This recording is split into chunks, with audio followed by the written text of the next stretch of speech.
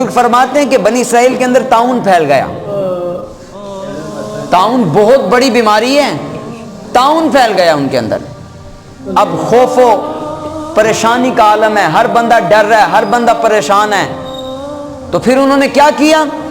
مسجدیں بند نہیں کروائی. انہوں نے نہیں کہا کل سے جمعہ نہیں ہوگا. انہوں نے نہیں کہا مسلمان گھر کے اندر نماز پڑھیں. آج تو مولوی صاحب بھی بک گئے نا حکومت کے سامنے. آج تو وہ بھی ڈر گئے. آج تو وہ بھی چینل کے اوپر کہتے کوئی بات نہیں مسلمان گھر بیٹھ کر نماز پڑھ لیں. ان بیچاروں کو اتنا پتہ نہیں ہے کہ خانہ خدا سے تم روک رہے ہو. تمہاری عقل کہاں چلی گئی؟ تم نے کیا پڑھا ہے؟ کہتے جی 20 سال ہو گئے پڑھاتے, 30 سال ہو گئے. میں نے کہا لوگوں کو پڑھاتے رہے, اپنے آپ کو نہیں پڑھ سکے, اپنے من کے اندر نہیں ڈوب سکے. دنیا کو بتاتا رہا, دنیا کو سمجھاتا رہا اور خود بے عمل رہا. اور اب باتیں کرتے جی مسجدیں بند کر دو. میں نے کہا حضرت صاحب آپ نے روایت نہیں پڑھی ہے کہ جب طاعون پھیل گیا, ہر طرف طاعون کی بیماری ہے, ہر بندہ پریشانی کے اندر ڈوبا ہوا, کیا کریں؟ طاعون کی بیماری بہت بری بیماری ہے. تو پھر ان کے علماء نے اعلان کیا. کیا اعلان تھا؟ وہ اعلان یہ تھا, انہوں نے کہا یار جتنے بھی لوگ ہیں سارے گھروں سے نکل آئیں اور سارے اکٹھے ہو کر مسجد کے اندر آ جائیں. انہوں نے سارا سامان اٹھایا, زادرہ ساتھ لیا, گھر والوں کو بھی ساتھ لیا, خواتین کے لیے الگ جگہ بنا دی گئی اور مساجد کے اندر قیام کیا. ان سب لوگوں نے مل کر اور اکٹھے ہو کر دعا کی, ہاتھوں کو اٹھا کر کہا مالک ہم بڑے خطا کار ہیں, ہماری خطاؤں کو معاف کر دے. آپ پڑھ کے دیکھیں, ابھی وہ دعا سے فارغ نہیں ہوئے تھے کہ مالک نے طاعون کی بیماری کو جڑ سے ختم کر دیا. تو آپ مسجد کے اندر آ کر گھبرا رہے ہیں, پریشان نہیں ہونا آپ نے. اور پابندیاں شبندیاں ہیں یہ ہمیں روک نہیں سکتی ہیں دین کا کام کرنے سے. میں تو پچھلے جمعے بھی کہہ رہا تھا آپ نے ڈرنا نہیں ہے یار کہ جی حکومت نے پابندی لگا دی ہے, جی خطبہ کیوں دے رہے ہیں, جی بیان کیوں کر رہے ہیں. اب وہ کلمہ پڑھنے سے روکیں گے, آپ کلمہ پڑھنے سے بھی رک جائیں گے. یہ بات کو سمجھے نا. اللہ تعالیٰ نے ہر بندے کو عقل دی ہے, سوچنے کے لیے دی ہے, سمجھنے کے لیے دی ہے. لعلکم تتفکرون, تاکہ تم غور و فکر کرو. یہ تو قرآن کہہ رہا ہے تو غور و فکر کرنا ہوگا. تو اب پریشان نہ ہو. احتیاط اگرچہ جائز ہے, میں اس کے خلاف نہیں ہوں, اور احتیاط کے جواز پر حضور کے کئی فرامین موجود ہیں, تو اس لیے احتیاط کر سکتے ہیں. اگر احتیاط کے پیش نظر کوئی ہاتھ نہیں بھی ملاتا ہے تو گناہ گار نہیں ہے, یہ آپ یاد رکھیں. ہمارے لوگ بعض نا, میں تو کہتا ہوتا ہوں جی تقوی کا ہیضہ ہو گیا ہے, میں اپنی انداز کے اندر کہا کرتا ہوں. اب ایک بندہ اگر احتیاط کر رہا ہے بیچارہ, محتاط ہے وہ, تو اس کے اوپر حکم نہ لگائیں آپ. بڑا جلدی, بہت جلدی حکم لگاتے ہیں. جی کائنات کے سب سے بڑے مفتی اعظم یہ خود ہی ہیں, بہت بڑا حکم لگا دیں گے جی تم سلام لینے سے دور ہو رہے ہو. استغفر اللہ. او بھائی زبان سے بھی سلام ہو سکتا ہے, ہاتھ ملانا ضروری تو نہیں ہے. زبان سے سلام کر دیا, سلام کرنے کی سنت پوری ہو گئی. تو اسی لیے اگر کوئی احتیاط کے پیش نظر ایسا کرتا ہے تو آپ کی بڑی مہربانی ہوگی کہ آپ اس کے اوپر کوئی سخت حکم نہ لگایا کریں. تو آج کی جو میری گفتگو کا اصل عنوان تھا وہ عنوان یہ ہے کہ حضور فرماتے ہیں التائب من الذنب کمن لا ذنب لہ. فرمایا گناہ سے توبہ کرنے والا ایسا ہو جاتا ہے جیسے اس نے گناہ کیا ہی نہیں ہے. اللہ اکبر, کتنی بڑی بات ہے. بلکہ حضور فرماتے ہیں پروردگار کرامن کاتبین کو بھلا دیتا ہے کہ اس بندے نے یہ گناہ کیا تھا, نامہ اعمال سے مٹ گیا, فرشتوں کو بلا دیا گیا. آج تو دنیا کے اندر کوئی غلطی ہو جائے نا کسی سے تو اس سے وہ معافی بھی مانگ لے, معافی تلافی ہو بھی جائے, لیکن ساری زندگی دل سے بات جاتی نہیں ہے, خلش ختم نہیں ہوتا. جب بھی ملتا ہے اس کے دل کے اندر خیال آتا ہے یار اس نے معافی تو مانگی تھی لیکن اس نے یہ کام کیا تھا میرے ساتھ, اس نے دھوکہ دیا تھا مجھے, اس نے میرے ساتھ بے ایمانی کی تھی, اس نے میرے ساتھ غلط بات کی تھی. لیکن کتنی بات ہے رب کی رحمت کی. اپنے رب کی رحمت کو ہم سلام پیش کرتے ہیں کہ مالک جب انسان آتا ہے اس کی دہلیز پر سر کو جھکاتا ہے تو اس کی خطا کو معاف بھی کر دیتا ہے اور کرامن کاتبین کو بھی بھلا دیتا ہے. یہ میرے بندے نے معافی مانگ لی ہے, ارے میں نے اس کی خطاؤں کو معاف کر دیا ہے تو تمہیں بھی اس کے گناہوں کو بھول جانا ہوگا. فرشتوں کو بھی بلا دیا جاتا ہے. کتنی بڑی بات ہے. لیکن آنا ہوگا, صدقے دل سے آنا ہوگا, سر کو جھکانا ہوگا. کوئی آئے تو صحیح, سر کو جھکائے تو صحیح. ہم تو مائل بکرم ہیں, کوئی سائل ہی نہیں, راہ دکھلائیں کسے راہ رو منزل ہی نہیں. حضور فرماتے ہیں جب بندہ آتا ہے تو پھر مالک اس کی خطاؤں کو نہیں دیکھتا، بلکہ وہ یہ دیکھتا ہے یہ آیا کس کی بارگاہ کے اندر ہے، پھر اس کے سارے اگلے پچھلے گناہ معاف ہو جاتے ہیں۔ بلکہ روایت کے اندر ملتا ہے حضرت ابو ہریرہ رضی اللہ تعالیٰ عنہ، یہ وہ صحابی جنہوں نے سب سے زیادہ حدیث روایت کی ہیں حضور سے، اور بے انتہا محبت کیا کرتے تھے حضور سے، اور حضور ان سے بڑا پیار کرتے تھے۔ آپ فرماتے ہیں کہ میں حضور کی بارگاہ کے اندر بیٹھا ہوا تھا تو ایک بزرگ تشریف لے کر آئے، حدیث بڑی قابل توجہ ہے۔ ایک بزرگ حضور کی بارگاہ کے اندر آئے، کہتے ہیں ان کی کمر جھکی ہوئی تھی، داڑھی کے بال سفید تھے، اور ان کے یہ ابرو، ان کے بال بہت لمبے ہو چکے تھے، اور آنکھیں آدھی نظر آتی تھی، ڈھکی ہوئی تھیں، بلکہ لمبی لمبی تھی، بہت خوبصورت تھے۔ جس وقت حضور کی بارگاہ کے اندر آئے تو آپ فرماتے ہیں کہ ہم نے اپنی آنکھوں سے دیکھا کہ وہ نبی جن کی بارگاہ کے اندر جبریل آتے ہیں تو پوچھ کر آتے ہیں، اجازت ملتی ہے تو آتے ہیں، نہیں ملتی تو واپس چلے جاتے ہیں۔ وہ نبی کہ جو انبیاء کی امامت کرواتے ہیں، وہ نبی جن کو رب نے وہ اختیار اور مقام عطا کیا ہے کہ مالک کہتا ہے نبی کی آواز سے اونچی آواز نہیں کرنی، یا ایھا الذین آمنوا لا ترفعوا اصواتکم فوق صوت النبی ولا تجہروا لہ قول بعضکم بعضا ان تحبط اعمالکم وانتم لا تشعرون۔ کہا میرے محبوب وہ ہیں کہ ان کی بارگاہ کے اندر کلام بھی کرنا ہے تو زبان کو سنبھال کر کرنا ہے، اونچی آواز نہیں کرنی، وگرنہ کیا ہوگا؟ کہا پھر ایسا ہو جائے گا کہ تمہارے سارے اعمال برباد کر دیے جائیں گے اور تمہیں پتہ نہیں ہوگا۔ آپ فرماتے ہیں وہ کریمہ آقا علیہ الصلوۃ والسلام جن کو مالک نے مقام عطا کر دیا ہے، لیکن حضور کا انداز کیا ہے؟ آپ فرماتے ہیں ہم نے دیکھا کہ حضور علیہ الصلوۃ والسلام جب وہ بوڑھے بابا جی اندر آئے نا تو حضور ان کے استقبال کے لیے کھڑے ہو گئے۔ اللہ اکبر۔ کہتے ہیں وہ بابا جی حضور کی بارگاہ کے اندر آ کر بیٹھ گئے، چہرے کے اوپر ندامت کے آثار ہیں، ایسا لگتا تھا بابا جی ابھی پھٹ کر رو پڑیں گے، اور پھر وہی ہوا۔ کہتے ہیں حضور کی بارگاہ کے اندر بیٹھے زاروں قطار رونے لگے۔ عرض کرتے ہیں حضور ساری کی ساری زندگی گناہوں کے اندر گزار دی، ساری زندگی خطائیں کرتا رہا، کوئی اچھا کام نہیں کیا۔ کہتے ہیں میں نے آگے بڑھ کر بابا جی کی عمر پوچھی تو کہنے لگے 96 سال۔ اللہ اکبر۔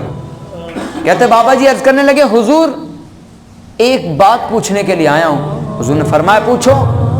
عرض کرتے ہیں حضور بات یہ ہے ساری زندگی گناہوں کے اندر گزر گئی، بڑھاپے کا عالم طاری ہو گیا، حضور کمر جھک گئی ہے، لمبی نمازیں ادا کرنے پر قادر نہیں ہوں، لمبے قیام نہیں کر سکتا، حضور میرے پاس مال بھی کوئی نہیں کہ میں مالک کی بارگاہ کے اندر مال پیش کر کے اپنی مغفرت کا سوال کر سکوں، حضور میری ساری زندگی غفلت کے اندر گزر گئی ہے، اب جوانی بھی نہیں رہی ہے کہ عبادت کر سکوں، حضور اب طاقت بھی نہیں ہے اعضاء کے اندر کہ جہاد کر سکوں، حضور میں بیکار آدمی ہوں، ناکارہ ہو گیا۔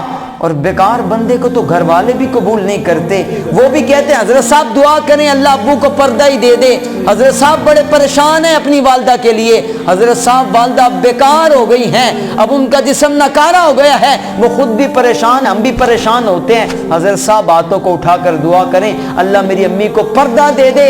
یا تو یار گھر والے بھی برداشت نہیں کرتے بوڑھے بابے کو۔ عرض کرتے ہیں حضور بتائیں تو صحیح، ناکارہ ہو گیا، میرا مالک مجھے قبول کر لے گا؟ اگر آج میں آتا ہوں، اگر آج سر کو جھکاتا ہوں، اگر آج توبہ کرتا ہوں تو بتائیں میرا مالک مجھے معاف کر دے گا، میری خطاؤں کو معاف کر دے گا؟ حضور ساری زندگی گناہوں کے اندر گزری ہے۔ راوی کہتے ہیں خدا کی قسم ہم نے دیکھا کہ جب بابا جی بات کر رہے تھے میرے کریم آقا کی آنکھیں آنسوں سے بھر گئی، حضور کی داڑھی سے آنسو ٹپکنے لگے، حضور زاروں قطار رونے لگے۔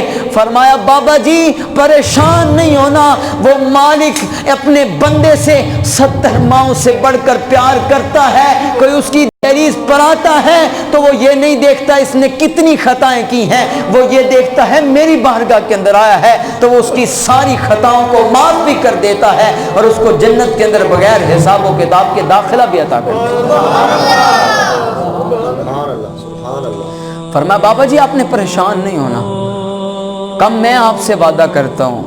حضرت ابو ہریرہ کے الفاظ ہیں، آپ کہتے ہیں حضور نے وعدہ کیا کہ بابا جی آج آپ آ جائیں واپس، آج کلمہ پڑھیں، کلمہ بھی پڑھا ہوا نہیں ہے، آج کلمہ پڑھیں، اپنی خطاؤں سے معافی مانگیں، تو میں آپ سے وعدہ کرتا ہوں کل قیامت کے دن آپ کا ہاتھ پکڑ کر آپ کو اپنے ساتھ جنت کے اندر لے جائیں۔ یہ مالک کی رحمت ہے بھائی، تم کس طرف بھٹکتے پھر رہے ہو، تم کہاں جا رہے ہو؟ یہاں پر آؤ، سر کو جھکاؤ، پھر وہ مالک تمہاری خطاؤں کو، ساری خطاؤں کو معاف کر دے گا۔ لیکن اس کے لیے آنا تو ہوگا نا، اس کے لیے سر کو جھکانا تو ہوگا، مجھے اپنا انداز زندگی تو تبدیل کرنا ہوگا نا۔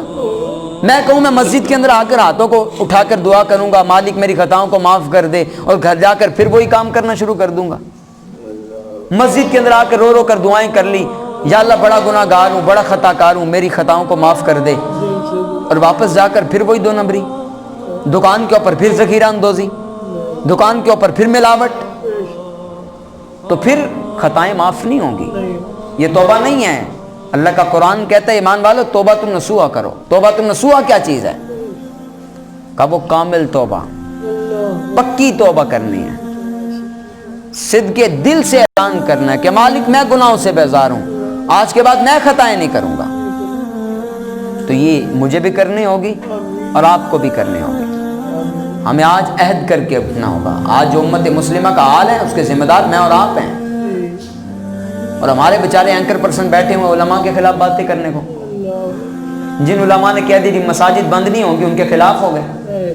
مجھے ایک بندہ کہنے لگا یار وہ بھی تو بڑے پڑھے لکھے ہیں نا، انہوں نے کسی نے پی ایچ ڈی کی ہوئی ہے، کسی نے ایم اے کیا، ایم فل کیا، ایم اے انگلش کیا ہوا ہے، حضرت صاحب بڑے پڑھے لکھے آدمی ہیں، تو وہ ایسے بات نہیں کر رہے، بڑے سوچ سمجھ کر بات کر رہے ہیں، وہ علماء کے بارے میں باتیں کر رہے ہیں۔ میں نے کہا کمال کی بات ہے، میں نے کہا اٹھاؤ قرآن، اللہ کا قرآن واضح بیان کر رہا ہے، وَكَذَلِكَ جَعَلْنَا لِكُلِّ نَبِيٍّ عَدُوًّا، اللہ فرماتا ہے ہم نے ہر نبی کے لیے، ہر نبی کے مقابلے کرنے کے لیے انسانوں میں سے بھی شیاطین پیدا کیے ہیں اور جنوں میں سے بھی شیاطین پیدا کیے ہیں۔ یاد رکھیں شیاطین خالی جنوں میں نہیں ہوتے، انسانوں میں بھی ہوتے ہیں، جن کے اعمال اس طرح کے ہوتے ہیں، جن کو ہر وقت کوئی نہ کوئی شیطانی سوجی رہتی ہے، کسی اللہ کے ولی کے خلاف بات کر دی، کسی اللہ کے نیک بندے کو پکڑ لیا، تو انبیاء کے خلاف وہ لوگ رہتے ہیں۔ تو علماء کون ہیں؟ انبیاء کے وارث ہیں۔ جب انبیاء کے خلاف ہیں تو انبیاء کے ورثاء کے بھی خلاف ہوتے ہیں، پھر وہ ٹویٹ کر رہے ہوتے ہیں کبھی کسی عالم کے خلاف، کبھی کسی کے خلاف۔ او بھائی تمہیں دعائے قنوت نہیں آتی سیدھی پڑھنی، تمہیں سورہ فاتحہ پڑھنی نہیں آتی، اور تم اس بندے کے بارے میں بات کر رہے ہو جن کے بارے میں میرے نبی فرماتے ہیں ان العلماء ورثۃ الانبیاء، یہ مسجد کی چٹائی پر بیٹھنے والے علماء عام نہیں ہیں، بلکہ مالک نے ان کو نبیوں کی وراثت عطا کر دی ہے۔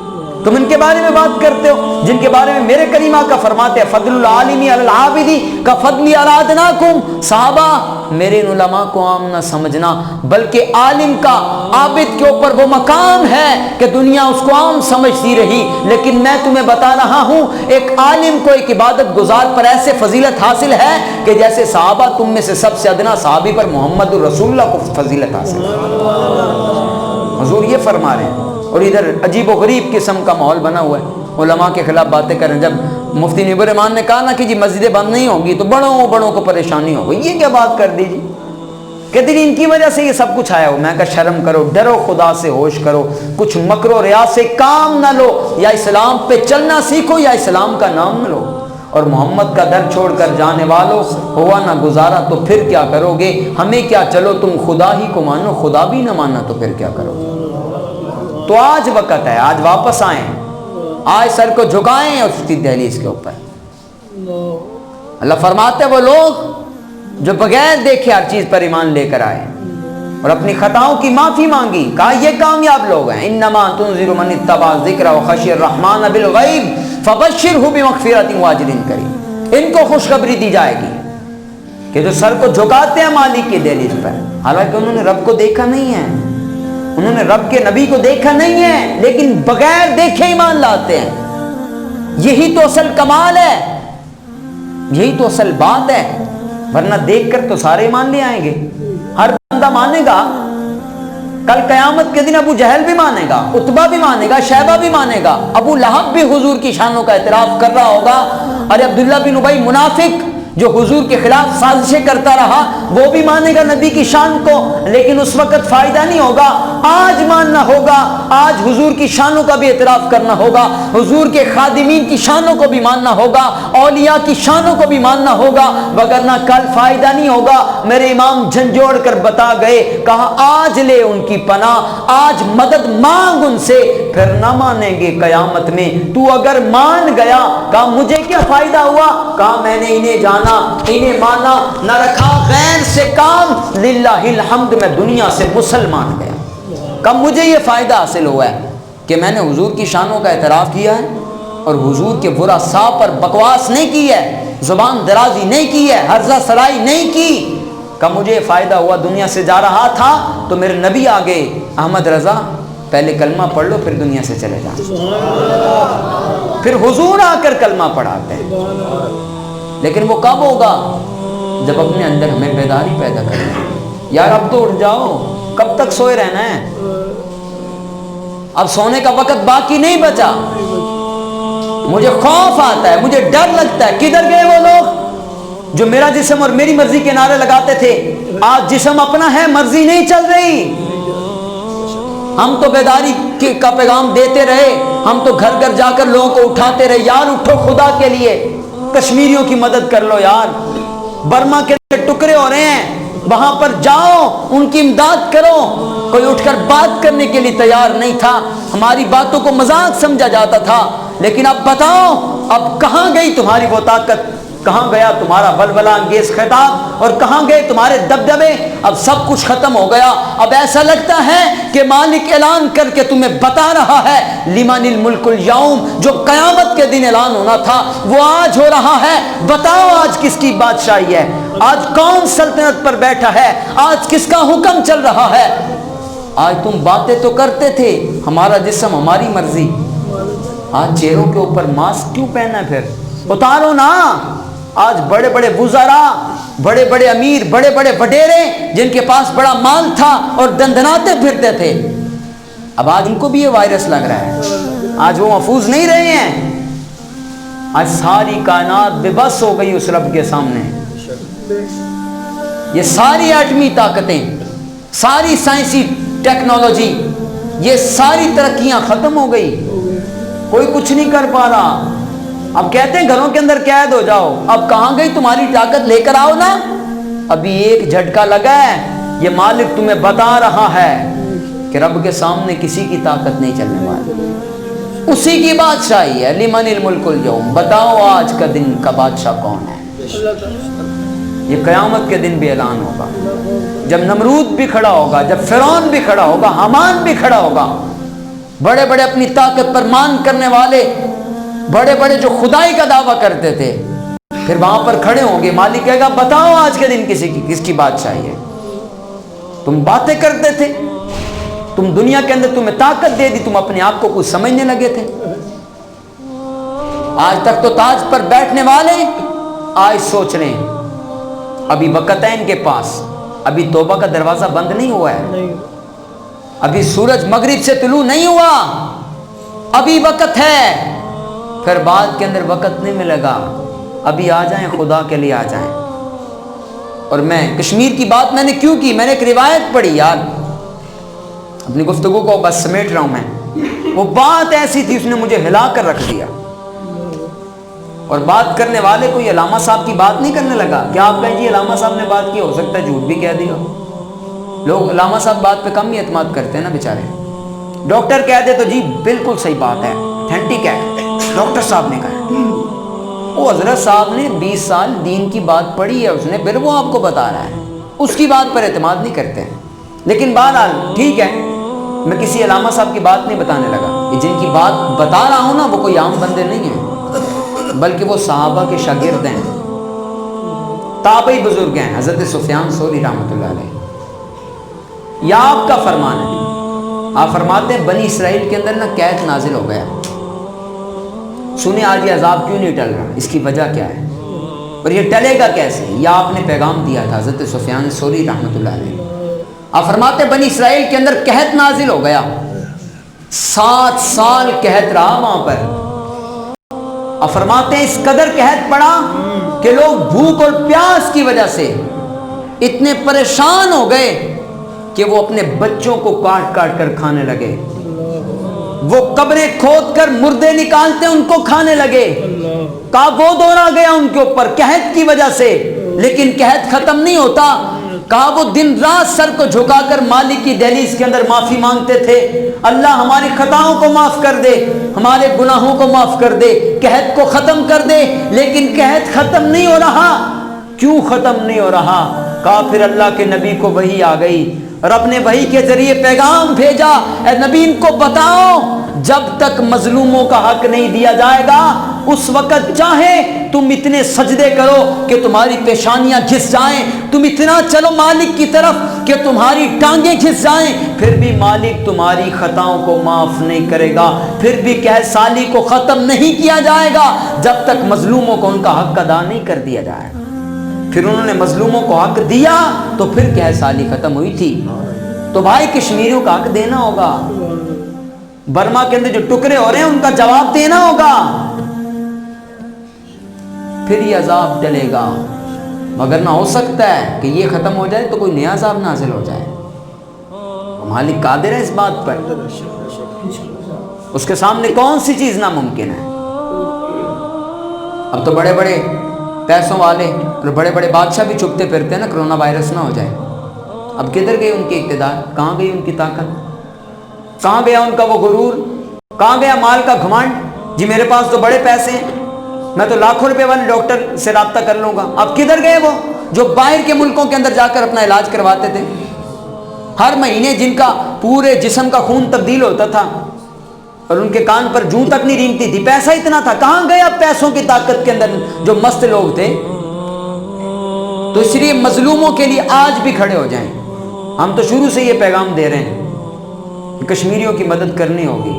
وہاں پر کرفیو لگا تو یہاں پر کرکٹ میچ ہو رہے ہیں، وہاں پر ٹکڑے ہو رہے ہیں بچوں کے، اور یہاں پر جی اپنے کام کر رہے ہیں، جی یہاں پر دعوتیں پکا کر کھائی جا رہی ہیں، لیکن کسی کو خیال نہیں تھا۔ اب بتاؤ نا، ساری دنیا پر کرفیو لگ گیا نا، اب گھر سے باہر نہیں نکلا جاتا نا، اب تو ہر بندہ ڈرتا ہے گھر سے باہر نکلتے ہوئے۔ اب کیا ہو گیا؟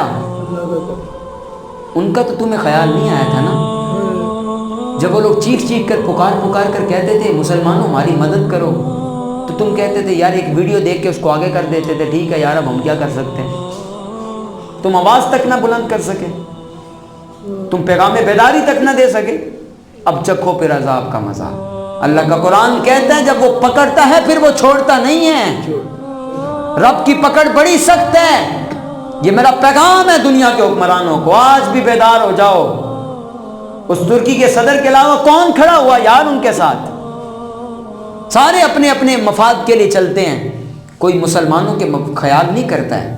ان بطش ربک لشدید، اللہ فرماتا ہے تمہارے رب کی پکڑ بڑی سخت ہے، جب وہ کسی کو پکڑ لیتا ہے پھر وہ چھوڑتا نہیں ہے، اس کی لاٹھی بھی آواز ہے، جب وہ کسی کو پڑتی ہے تو پھر اس بندے کا کچھ بھی بچتا نہیں ہے۔ لیکن ایک ہی طریقہ ہے، آج واپس پلٹو اور مالک کی بارگاہ کے اندر سر کو جھکا کر اپنی خطاؤں کی معافی مانگو، مظلوموں کو ان کا حق دو، اور پھر ہاتھوں کو اٹھا کر دعا کرو کہ مجرم ہو تو منہ اشکوں سے دھوتے چلے آؤ، آؤ در تواب پہ روتے چلے آؤ۔ قرآن میں مذکور ہے بخشش کا طریقہ، میرے سرکار کی دہلیز سے ہوتے چلے آؤ، پھر حضور کی بارگاہ کے اندر آ کر فریاد کرو۔ فریاد ہے اے گنبد خضرا والے، کعبے والے کو ستاتے ہیں کلیسا والے، پھر تمہاری دعائیں قبول ہوں گی۔ مگر نہ آج ہماری دعائیں بے اثر کیوں ہو گئی یار؟ آج اتنی دعائیں کرنے کے باوجود یہ چیزیں ختم کیوں نہیں ہو رہی ہیں؟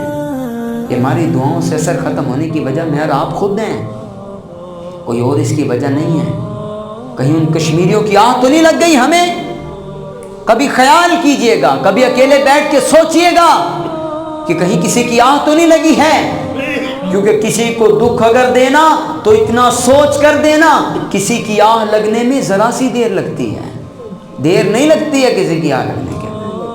تو اس لیے آج مجھے بھی بیدار ہونا ہوگا اور آج آپ کو بھی بیدار ہونا ہوگا، اپنے گناہوں کی معافی مانگنی ہوگی، اور 5 وقت کی نماز اب تو پابندی کرنے یار، اب اور کتنا وقت انتظار کریں گے؟ کیونکہ موت کا ایک وقت مقرر ہے۔ اللہ فرماتا ہے جب موت کا وقت آ جاتا ہے تو پھر ایک ساتھ بھی آگے پیچھے نہیں ہوتا، تو اس لیے کسی وقت بھی موت آ سکتی ہے۔ کرونا وائرس سے آپ کے دنیا سے جانے کے چانس صرف 3% ہیں، لیکن موت کسی بھی وقت آ جائے اس کے چانس 100% ہیں۔ تو اس لیے اس طرف آئیں، اپنے بچوں کو بیدار کریں، اپنی اولاد کو بیدار کریں۔ یار آپ کی اولاد اس قابل تو ہونا کہ اگر آپ کا جنازہ پڑا ہے تو پتر آگے کھڑا ہو کے قرآن تو پڑھ سکے نا یار۔ بیٹا اس قابل ہی نہیں ہے، ابا جان بڑا فخر کرتا ہے جی میرا پتر ڈاکٹر ہے جی، میرا بیٹا تو انجینئر ہے جی، 5 لاکھ کماتا ہے جی، کمال کی بات ہے، ہمارے سارے گھر کا خرچہ اس نے اٹھایا ہوا ہے، بڑے خوشی کے ساتھ بتاتے ہیں۔ لیکن ڈاکٹر صاحب کو سامنے بٹھائیں، اس کو کیا سورہ فاتحہ سنا، اس کو وہ نہیں آتی، کیا فائدہ ہے ڈاکٹری کا؟ انجینئر صاحب کو کہیں جی حضرت صاحب دعائے قنوت بتا دیں، کہتے جی دعائے قنوت کی جگہ کوئی اور چیز پڑھ سکتے تو حضرت صاحب وہی بتا دیں۔ میں نے کہا یار تم کون ہو، کیا پڑھا، تمہاری انجینئرنگ کا کیا فائدہ ہوا یار، اپنے آپ کو مسلمان کہتے ہو۔ اقبال کہتا ہے حیدری فقر ہے نہ استغناء سلمانی ہے، تم کو اپنے اصلاح سے کیا نسبت روحانی ہے، ارے وہ معزز تھے زمانے میں مسلمان ہو کر، تم خار ہو گئے تاریک قرآن ہو کر۔ وہ کہتا ہے تم نے قرآن کو چھوڑا ہے اس لیے تم برباد ہو رہے ہو، درس قرآن اگر ہم نے نہ بھلایا ہوتا، یہ زمانہ نہ زمانے نے دکھایا ہوتا۔ یہ جو آج سب کے حالات ہو رہے ہیں اس کی وجہ یہ ہے کہ ہم نے درس قرآن کو چھوڑ دیا۔ تو ابھی بھی قیامت نہیں آئی ہے، ابھی بھی سورج مغرب سے طلوع نہیں ہوا، توبہ کا دروازہ ابھی بھی کھلا ہوا ہے اور رب کی رحمتیں آواز دے رہی ہیں۔ حضور فرماتے ہیں رب کی رحمت بندے کا انتظار کرتی ہے کہ میرا بندہ آئے، سر کو جھکائے، اپنی خطاؤں کی معافی مانگے۔ ایک بندہ آیا نا حضور کی بارگاہ کے اندر، عرض کرتا ہے حضور بڑی گناہ ہو گئے، بڑی خطائیں ہو گئی، حضور کیا مجھے معافی مل جائے گی؟ فرمایا بتا کیا تیرے گناہ آسمان کے ستاروں سے زیادہ ہیں؟ عرض کرتا ہے حضور زیادہ ہیں۔ اللہ اکبر۔ فرمایا کیا سمندر کی جھاگ سے زیادہ ہے؟ کہنے لگا حضور زیادہ ہیں۔ حضور جلال کے اندر آ گئے، فرمایا بتا پھر کیا تیری خطائیں رب کی رحمت سے زیادہ ہیں؟ عرض کرتا ہے حضور نانا ایسا تو نہیں ہو سکتا، رب کی رحمت کا ایک قطرہ بھی میری خطاؤں سے زیادہ ہے۔ فرمایا جا پھر تیرے اوپر کرم ہو گیا ہے، تیرے جملے کی وجہ سے مالک نے تیری ساری خطاؤں کو معاف کر دیا، صرف اس جملے کی وجہ سے کہ اس نے کہہ دیا رب کی رحمت بڑی ہے۔ اور حضور فرماتے ہیں رب بڑا کریم ہے۔ اللہ کا قرآن کہتا ہے ما یفعل اللہ بعذابکم، اللہ تمہیں عذاب دے کر کیا کرے گا؟ اس کی یہ چاہت نہیں ہے تمہیں عذاب دے، اس کی چاہت یہ ہے کہ تم اس کی چوکھٹ پر آؤ، سر کو جھکاؤ اور وہ تمہیں بغیر حساب و کتاب کے جنت کے اندر داخلہ عطا کرے، اس کی چاہت یہ ہے۔ حضور فرماتے ہیں اللہ کل قیامت دن ایک بندے کو بلائے گا اور اس کو بلا کر فرمائے گا، اس کو بتائے گا بندے تو نے فلاں موقع پر یہ گناہ کیا تھا، مالک تو جانتا ہے نا، اس کو بتائے گا۔ آج تو ہم لوگ گھر والوں سے چھپ جاتے ہیں، محلے داروں سے چھپ جاتے ہیں، کسی کو نہیں پتہ یہ کیا کرتا ہے، سیاہی سفیدی کیا اس کے اعمال ہیں۔ لوگوں کے سامنے حضرت صاحب بھی بڑے نیک اور پارسا ہوتے ہیں، لیکن میں بھی غور کروں میری خلوت اور جلوت ایک جیسی ہے؟ کیا میں جیسا لوگوں کے سامنے اکیلے کے اندر ویسا ہی ہوں؟ اگر ویسا ہوں تو ٹھیک ہے، مجھے شکر ادا کرنا چاہیے، اگر ویسا نہیں ہوں تو مجھے اپنے اعمال پر غور کرنا ہوگا۔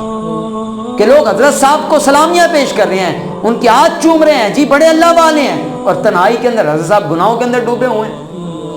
تو وہ مالک جانتا ہے، یاد رکھیں۔ اور اللہ سورہ یاسین کے اندر فرماتا ہے الیوم نختم علی افواہہم وتکلمنا ایدیہم وتشہد ارجلہم بما کانوا یکسبون، آج کے دن ان کے منہوں پر مہریں لگا دی جائیں گی اور ان کے ہاتھ کلام کریں گے، ان کے پاؤں بتائیں گے، ان کی زبانیں بتائیں گی کیا کام کیا انہوں نے، ان کے منہ بول کر بتائیں گے مالک اس نے یہ خطا کی ہے، ان کے قدم بتائیں گے کہ یہ اس جگہ پر چل کر گیا ہے۔ تو حضور فرماتے ہیں پھر مالک اس سے پوچھے گا ہاں بندے تو نے فلاں جگہ پر یہ کام کیا تھا۔ اب مالک کے سامنے انکار تو کر نہیں سکے گا، کہے گا مالک گناہ ہو گیا، خطا ہو گئی، غلطی ہو گئی۔ مالک دوسرا گناہ بتائے گا تو نے یہ بھی کیا ہے، عرض کرے گا مالک یہ بھی ہو گیا، غلطی ہو گئی مجھ سے، ندامت کے ساتھ بات کرے گا۔ حضور فرماتے ہیں اللہ تعالیٰ اس کو چھوٹے چھوٹے گناہ بتائے گا، اس کے بڑے بڑے نہیں بتائے گا۔ وہ ڈر رہا ہوگا، کانپ رہا ہوگا کہ اب کیا کروں، اللہ اکبر اللہ اکبر، کیونکہ نامہ اعمال اس کے ہاتھ کے اندر ہے، وہ دیکھ رہا ہے۔